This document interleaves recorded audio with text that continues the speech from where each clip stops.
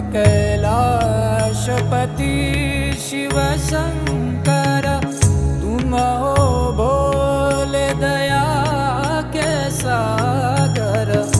दूर करो सब दुख हमारे, दूर करो सब दुख हमारे।